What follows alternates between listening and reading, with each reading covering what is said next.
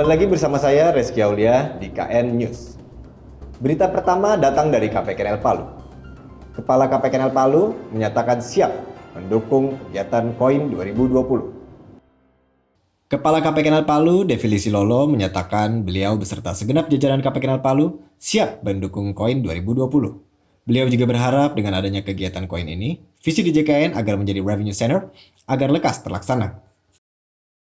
Untuk mewujudkan Direktorat Jenderal Kekayaan Negara selaku aset manajer diperlukan inovasi yang kreatif dalam mendorong fungsi DJKN sebagai aset manajer dalam perekonomian nasional. Sebagaimana kita tahu, beberapa prinsip dalam mewujudkan DJKN sebagai aset manajer adalah kontributif, peran kita dan kewenangan kita lebih ditingkatkan lagi.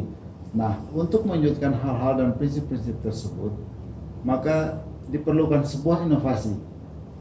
Kompetisi inovasi manajer aset 2020 ini saya kira diperlukan dan sangat diperlukan.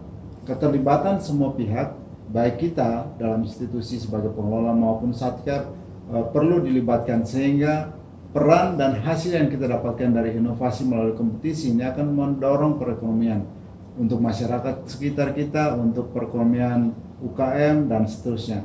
Nah, kita ingat pesan Bu Menteri untuk menghimbau kementerian agar lebih memanfaatkan aset lagi untuk kepentingan nasional.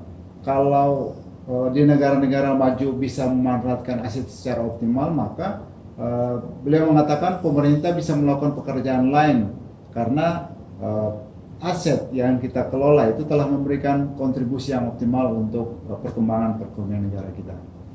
Demikian.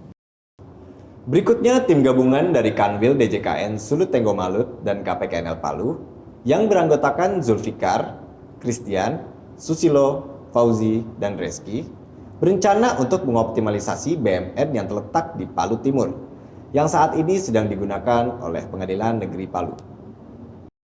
Proyek optimalisasi dari tim tersebut dilatar belakangi oleh BMN berupa tanah bangunan dan eks gedung kantor yang digunakan oleh Pengadilan Negeri Palu masih belum digunakan secara optimal. Nah, ya kan untuk sekarang kan belum optimal. Nanti rencananya kita akan optimalisasikan dengan cara menyewakan tanah itu ke pedagang-pedagang untuk jualan. Lalu bangunannya bisa kita sewakan sebagai guest house atau kita sewakan ke pensiunan pegawai Pengadilan Negeri Palu. Nah, nanti kan dapat uang dari sewa tersebut. Nanti uangnya bisa meningkatkan PNBP negara kita.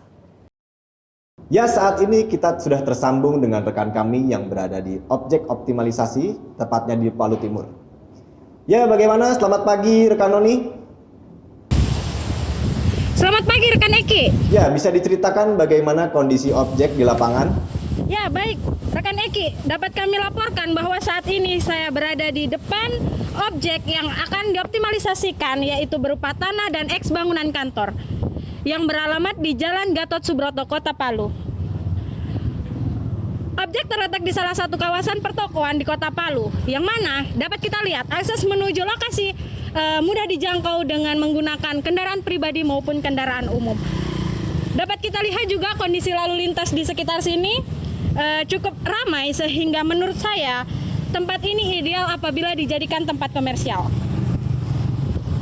Secara umum kondisi fisik bangunan dalam keadaan rusak akibat gempa bumi yang terjadi beberapa waktu lalu. Dapat kita lihat banyak di sini bangunan yang rusak seperti cat temboknya yang sudah mulai kusam dan juga bangunannya yang sedikit retak.